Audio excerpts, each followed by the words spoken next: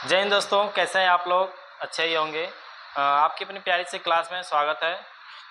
तो बता दें आपको कि आज हम गणित का जो हमारा सिलेबस है 2025 बोर्ड एग्ज़ाम के लिए, उसके बारे में आज हम डिस्कस करने वाले हैं अच्छी तरीके से। तो फटाक से वीडियो को लाइक कर दीजिए और चैनल को अभी तक सब्सक्राइब नहीं किया तो सब्सक्राइब भी कर लो। तो ठीक, तो देखते हैं मतलब हम इसमें ये देखेंगे कि क्या-क्या हमें पढ़ना है और क्या-क्या नहीं पढ़ना है। क्योंकि देखिए क्लास 10th में जो सबसे इम्पोर्टेंट चीज़ होती है वो ये होती है कि आप ये मायने रखता है कि आप क्या पढ़ रहे हैं। ये मायने नहीं रखता है कि मतलब कितना पढ़ रहे हैं। सबसे ज़्यादा मायने ये रखता है कि आप क्या पढ़ रहे हैं। यदि आप जो पढ़ रहे हैं शायद वो आपके सिलेबस में ना हो, क्या पता वो आप एक्स्ट्रा चीज़ पढ़ रहे हैं। तो फटाक से इस वीडियो को पूरा तक देखिए और लाइक नहीं किया तो लाइक कर दीजिए। इस चैनल का नाम है जी जान से। तो जी जान से तैयारी कीजिए अपनी, और क्लास 10th में 90% से ज़्यादा मार्क्स आना चाहिए भाई, 90% से ज़्यादा मार्क्स। और मैथ में तो 100 ऑफ 100 आने चाहिए मेरी तरह। जैसे मैंने यूपी बोर्ड हाई स्कूल में 2024 में 100 मैथ में लाया है, ठीक। तो उसी तरह आपको भी लाना है और इस चैनल से पढ़कर। तो चलिए हम डिस्कस करेंगे क्या क्या है इसमें। तो सबसे पहले देखिए हमारा जो संख्या पद्धति है, संख्या पद्धति वाला पोर्शन है। इस संख्या पद्धति वाले पोर्शन से आपके 5 नंबर के मार्क्स आते हैं। और जो बीज गणित है, बीज गणित, अब जैसे बीज गणित में आपके कई चैप्टर होते हैं। जैसे बीज गणित में आपका एक चैप्टर है वो क्या बोलते हैं, बहुपद, ये बीज गणित का चैप्टर है। और समांतर श्रेणी, ये भी आपका बीज गणित का चैप्टर है। दो चर वाले रैखिक समीकरण, ये भी आपके बीज गणित का चैप्टर है। तो बीज गणित में यही नहीं कि मतलब बीज गणित केवल एक ऐसा ही है। बीज गणित में आपके कई चैप्टर हैं, तो आपको बीज गणित से कितने नंबर मिलेंगे? 18 नंबर। समझ लीजिए, इसका मतलब बीज गणित जो है उसको पढ़ना क्या है, बहुत ज़रूरी होने वाला है। तो फटाक से उसको आप पढ़िए। अगर आप मतलब स्कूल में पढ़ते हैं तो स्कूल में से पढ़िए, और जो उसके इंपॉर्टेंट क्वेश्चन है जो बार बार बोर्ड एग्जाम में पूछे जाते हैं उसको हम आपको डिस्कस करने वाले हैं। उसको हम आपको अच्छी तरीके से डिस्कस कर देते हैं इस चैनल पर। जी जान से चैनल जो है ये मेन खास तरह से रिवीजन के लिए ही बनाया गया है, ठीक। इसमें आपकी अच्छी सी प्रिपरेशन कराई जाएगी, कैसे क्वेश्चन आते हैं, कौन से क्वेश्चन ज़्यादा आते हैं, ये सब आपको बताया जाता है इसमें, ठीक। तो अब आगे बढ़ते हैं बिना लेट किए और बिना बात किए। तो जो हमारे निर्देशांक ज्यामिति, इससे कितने नंबर आएंगे हमारे? 5 मार्क्स आएंगे। और निर्देशांक ज्यामिति से 5 नंबर, और जो ज्यामिति है इसमें भी कितने नंबर आएंगे? 5 नंबर। जो पहले ज्यामिति चैप्टर था ये काफ़ी पहले कठिन हुआ करता था। 2023 में या 2022 में आप देखेंगे तो इसमें थोड़ा कठिन क्वेश्चन है, सिद्ध करने वाला है त्रिभुज का। तो अब लेकिन जो बोर्ड ने जारी किया वो थोड़ा आपको आसान कर दिया है। तो आपको ज़्यादा कुछ पढ़ने का जरूरत नहीं है। आपको त्रिभुज में भी पूरा त्रिभुज पढ़ना नहीं है, उसमें कुछ ऐसी टॉपिक हैं जिसमें आपको पूरा पढ़ना होगा, ठीक। अब उसके बाद त्रिकोणमिति की बात करते हैं, जो कि क्लास 10th की जान है। त्रिकोणमिति की बात करें तो ये क्लास 10th की जान है। जिसने त्रिकोणमिति अच्छी तरीके से पढ़ ली तो भाई समझिए कि 11th और 12th में उसको मतलब मैथ से पढ़ने का मन करेगा। अगर त्रिकोणमिति आपको नहीं आती है तो बहुत गड़बड़ बात है, आप त्रिकोणमिति को अच्छी तरीके से पढ़िए। अब बात करते हैं मेंसुरेशन की। मेंसुरेशन में हमारा क्या बोलते हैं, मेंसुरेशन से हमारा 10 नंबर का क्वेश्चन आएंगे मेंसुरेशन से। उसके बाद मेंसुरेशन में 10 नंबर का, उसके बाद संख्यांकी एवं प्रायिकता, जो हमारा लास्ट पोर्शन है 7वां पोर्शन, संख्यांकी एवं प्रायिकता, इससे भी कितने नंबर आएंगे हमारे? 10 नंबर। तो टोटल आपके हो जाएंगे 70 नंबर, जिसमें से आपके जो 20 नंबर होंगे वो आपको मिलेंगे बहुविकल्पी प्रश्न के। मतलब ट्रिक मार लो और आंसर ले लो, लेकिन उसमें भी कुछ क्वेश्चन जो होंगे वो आपको घुमा कर पूछे जाएंगे। तो इसके लिए आपको अच्छी तरीके से पूरा कॉन्सेप्ट को अच्छी तरीके से समझना है और फिर तैयारी करनी है। बात समझ में आई? अब उसके बाद हम देखिए चैप्टर के अंदर चलते हैं और देख लेते हैं कि चैप्टर के अंदर कौन कौन सी हमें टॉपिक पढ़नी है, ठीक। लेकिन अभी तक लाइक नहीं किया तो लाइक फटाक से करो, ठीक। तो चलिए देखते हैं। देखिए जो हमारा पहला चैप्टर है वास्तविक संख्या पद्धति का जो भाग है, उसका जो पहला चैप्टर है वास्तविक संख्या है। इसमें हमें क्या पढ़ना है? दिया है अंकगणित का आधारभूत परिमेय उदाहरण, जैसे कर्णिम 3, कर्णिम 2, कर्णिम 3 और कर्णिम 5 का जो सिद्ध करना होता है कि सिद्ध कीजिए कि यह अपरिमेय संख्या है, इसको आपको तैयार करना है। इसका वीडियो हमने यूट्यूब पर चढ़ा दिया है, अगर आप नहीं देखे हैं तो उसको जाइए, आप प्ले लिस्ट में पड़ा हुआ है, आप वहाँ पर जाकर देख लीजिए।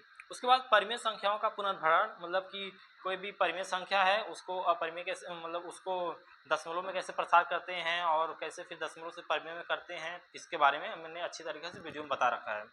परिमेय संख्याओं का सत्यापन भी, यही बात जो है, परिमेय संख्याओं का सत्यापन भी आपको इसमें तैयार करना है।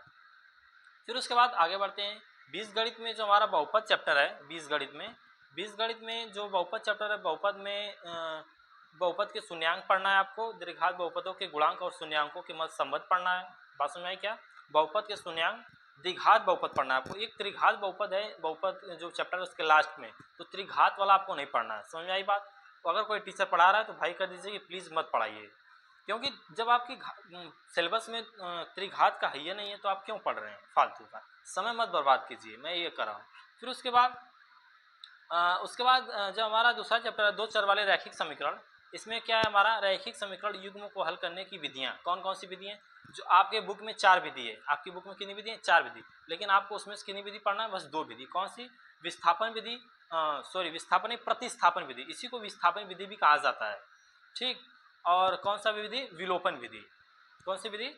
विलोपन विधि और प्रतिस्थापन विधि, 2 विधि पढ़ना है। इसके अलावा आपके में दिया होगा कि एक वज्र गुणनखंड विधि, और एक दिया है कि मतलब कि उसको बदला जाता है कि मतलब जो रैखिक समीकरण युग होंगे उनको सरल करके हल करने की विधि। तो ये आपको 2 नहीं पढ़ना, ये थोड़ा कठिन भी होता है, ठीक। आपको बस प्रतिस्थापन और विलोपन विधि को अच्छी तरीके से पढ़ लेना। इसके जितने भी क्वेश्चन हैं सब हम आपको बता देंगे जो एग्जाम में पूछे जाते हैं, उससे बाहर आपको कुछ नहीं आएगा।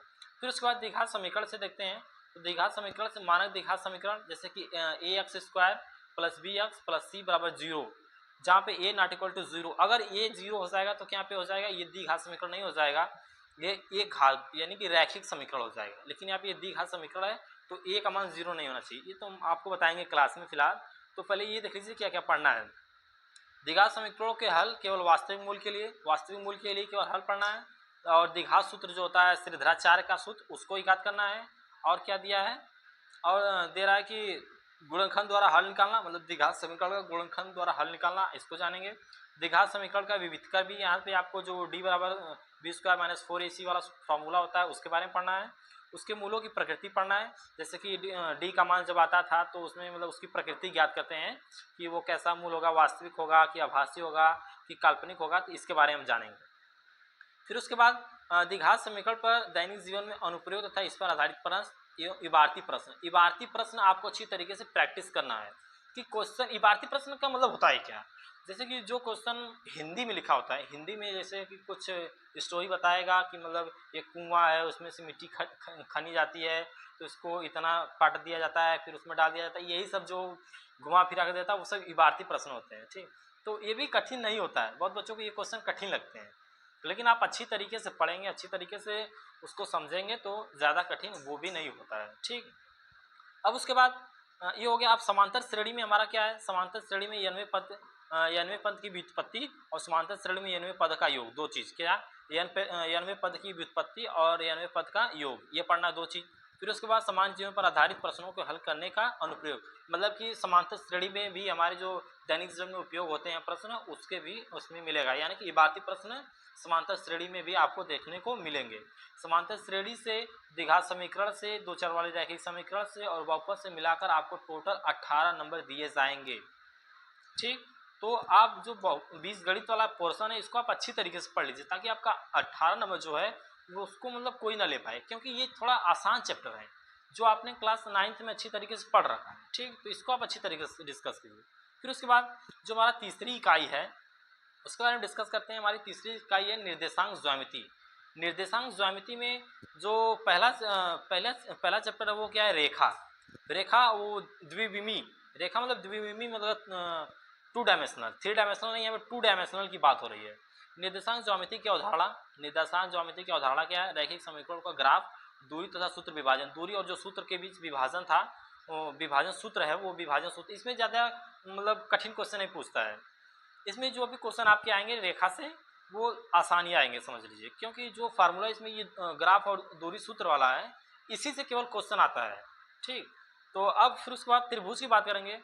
तो त्रिभुज एक समय ऐसा चैप्टर हुआ करता था कि जिससे पूरे बच्चों को डर लगता था, लेकिन अब के समय में त्रिभुज एक आसान चैप्टर हो गया है क्लास 10th के लिए।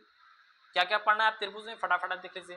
त्रिभुज में ज्यामिति, त्रिभुज में क्या लिखा है, समरूप त्रिभुजों की परिभाषा और उदाहरण और प्रति उदाहरण, क्या उदाहरण और प्रति उदाहरण, समरूप त्रिभुज की परिभाषा, उदाहरण प्रति उदाहरण देना है। और जो परिमेय उसमें है त्रिभुज में, कौन कौन सी परिमेय है उसको आप देखिए। इस परिमेय के अलावा अगर आप कोई भी परिमेय पढ़ रहे हैं तो समझिए बहुत गलत काम कर रहे हैं।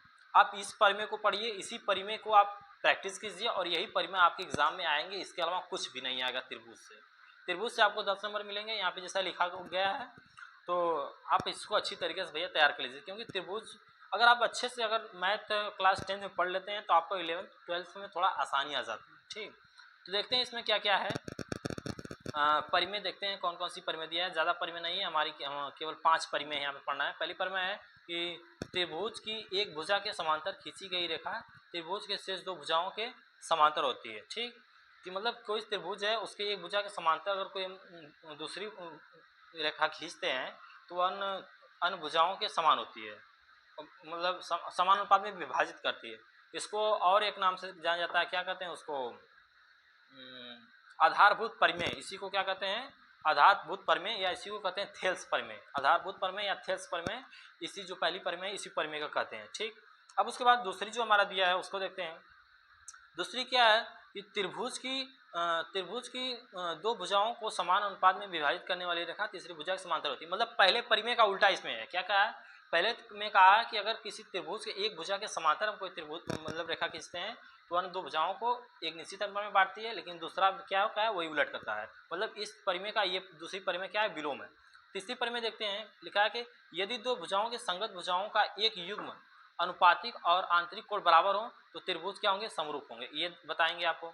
फिर यदि दो त्रिभुज के संगत कोण एवं युग्म बराबर हो, दो त्रिभुजों के संगत कोण एवं युग्म बराबर हो और उनकी संगत भुजाएं अनुपातिक हो तो त्रिभुज क्या होगा, समरूप होगा। क्या क्या इसमें शर्त कहा है, शर्त इसमें ये कहा है कि यदि त्रिभुजों के संगत कोण का एक युग्म बराबर हो और उनकी संगत भुजाएं अनुपातिक हो तो त्रिभुज क्या होगा, समरूप होगा।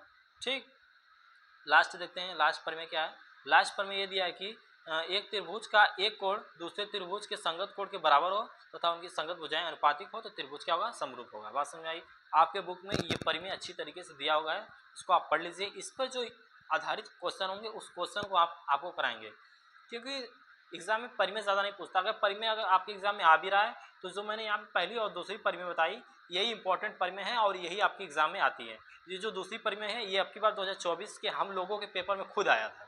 हम लोगों के पेपर में ये दूसरी वाली परिमेय खुद आई थी, 6 नंबर में आई थी भाई, 6 नंबर की, समझ लीजिए। फिर उसके बाद देखते हैं वृत्त में क्या है भैया हमारे।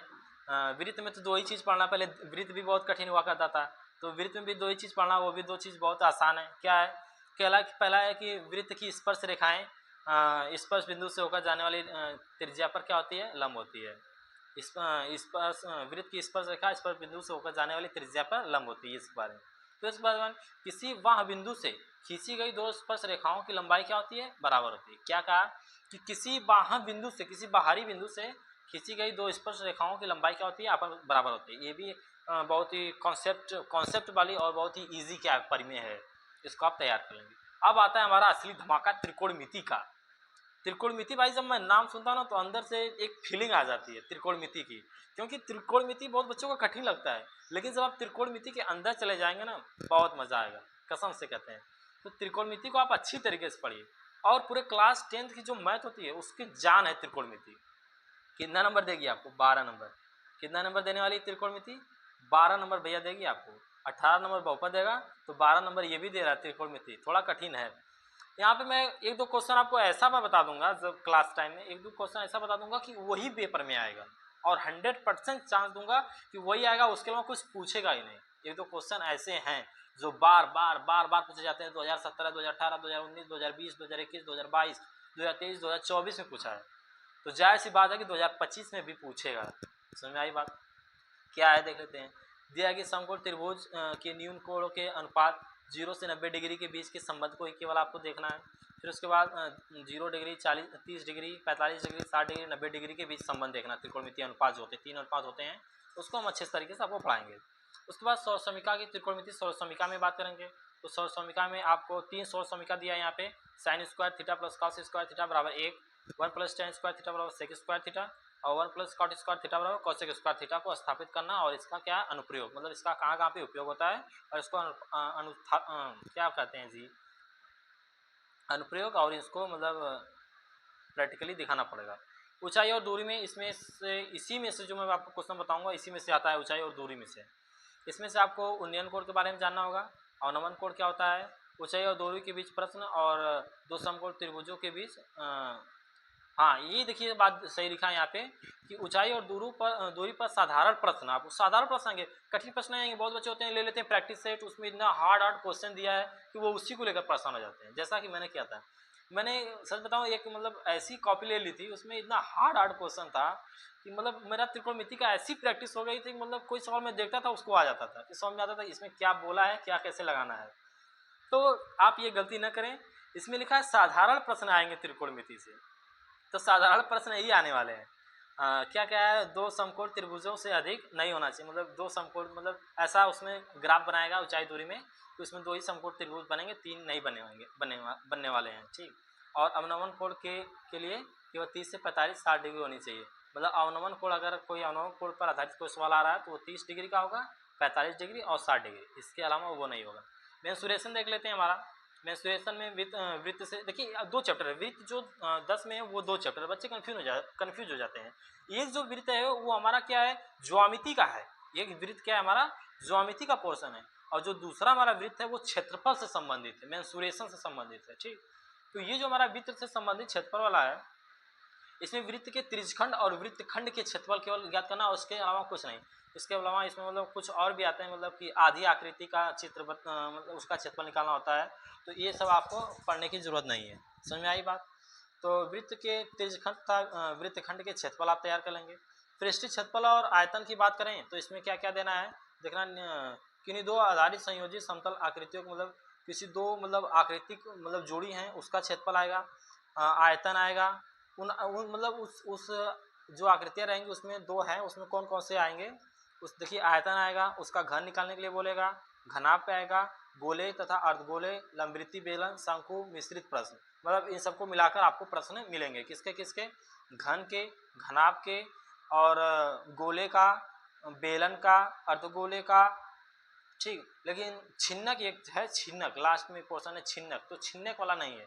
और क्या लिखा है, दो भिन्न तरह के ठोसों का संयोजन से संबंधित प्रश्न है, इससे अधिक नहीं है, मतलब कि आपको इससे अधिक अब और पढ़ने की जरूरत नहीं है। और अब लास्ट देख लेते हैं हमारा संख्यांकी तथा प्रायिकता।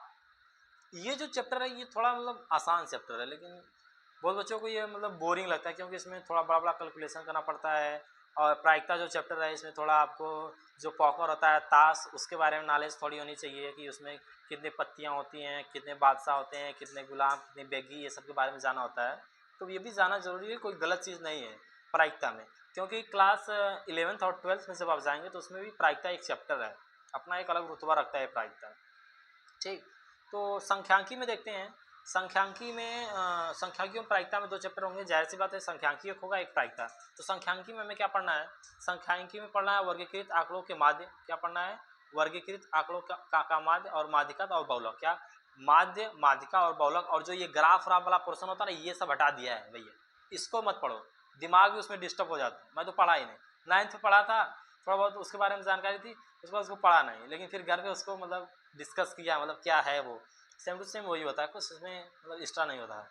प्रायिकता की बात करेंगे तो प्रायिकता की सैद्धांतिक परिभाषा, परिभाषा वैसा तो आएगी नहीं, 1-2 नंबर के क्वेश्चन आपके आते हैं प्रायिकता, मुझको लगता है कि शायद प्रायिकता से आपके 3 या 4 नंबर के क्वेश्चन आएंगे, उसमें आ जाएंगे आपके, बहुविकल्पीय में आ सकते हैं, या आपका जो 2-2 नंबर का क्वेश्चन आता है वो आ सकता है। एक बार थोड़ा हम आपको बता देते हैं मतलब कैसे कैसे क्वेश्चन आते हैं। चलिए पहले इसको देख लेते हैं। प्रायिकता एक घटना पर आधारित प्रश्न और सामान्य प्रश्न, मतलब प्रायिकता से आपको ज़्यादा कुछ पूछने वाला नहीं है, 10 नंबर यहाँ से आप अपना ले सकते हैं। देखिए जो सबसे पहले चीज़ हम बता दें कि आपका मतलब पेपर आने का मतलब मेथड क्या होता है, मेथड क्या होता है पेपर मतलब आता कैसे है। सबसे पहली चीज़ जैसे कि आप सबसे पहली चीज़ ये होती है कि आपके पहले जो 20 नंबर आएंगे वो आपके आएंगे बहुविकल्पी प्रश्न, एक एक नंबर के, आप उसको अच्छी तरीके से कर लेंगे, एक नंबर के उसको ओ मार्कशीट में उसका आंसर आपको देना होता है, आप उसको कर लेंगे। फिर उसके बाद आपके दो दो नंबर के क्वेश्चन आएंगे, 8 या 9 आते हैं शायद। फिर उसके बाद आपके 4-4 नंबर के क्वेश्चन आएंगे, 5 आएंगे, 5 आते हैं, 5 या 6 आते हैं, उसमें से आपको मतलब ये छोड़ना होता है और बाकी सब करना होता है। फिर उसके बाद आपके 6-6 नंबर के 4 क्वेश्चन आएंगे, 4 क्वेश्चन में से आपको 2 क्वेश्चन करना होगा और 2 क्वेश्चन के आपको 12 नंबर मिल जाएंगे, और जो वो 2 क्वेश्चन होंगे वही आपके तय करेंगे कि आपके कितने नंबर आने वाले हैं, क्योंकि वही मायने रखता है, 6 नंबर वाला जो क्वेश्चन होता है वही मायने रखता है कि आप कितने नंबर आने वाले हैं, ठीक। तो बताइए आपको अच्छी तरीके से सिलेबस समझ में आया कि नहीं आया। पूरी सिलेबस कंप्लीट हो गया है और अच्छी तरीके से सिलेबस कंप्लीट कर दिया मैंने गणित का पूरा। और यहाँ पे कुछ मतलब दिया है 30 नंबर प्रोजेक्ट का, ये आपको कार्य तो ये तो आपको स्कूल से मिल सकते हैं। और यहाँ पे देखिए न्यूनतम उत्तीर्ण के लिए 23 अंक होना चाहिए, ठीक, जिसमें से 10 कुल 33 मतलब 10 नंबर आपके स्कूल से होने चाहिए और 33 नंबर आपको खुद से लाना है, तभी आप पास हो सकते हैं, ठीक। तो अभी तक लाइक नहीं किया, पूरा वीडियो देख लिया तो लाइक करो और सपोर्ट कीजिए। और अभी तक चैनल को सब्सक्राइब नहीं किया तो सब्सक्राइब कर लो। इस चैनल पर आपको पूरी सब्जेक्ट का क्लास 10 तक पूरे सब्जेक्ट का रिवीजन कराए जाएंगे। इसमें जो इंपॉर्टेंट क्वेश्चन है वो आपको हम डिस्कस करेंगे, ठीक है। आज की वीडियो में यहीं तक, मिलते हैं किसी अन्य वीडियो में, तब तक जय हिंद।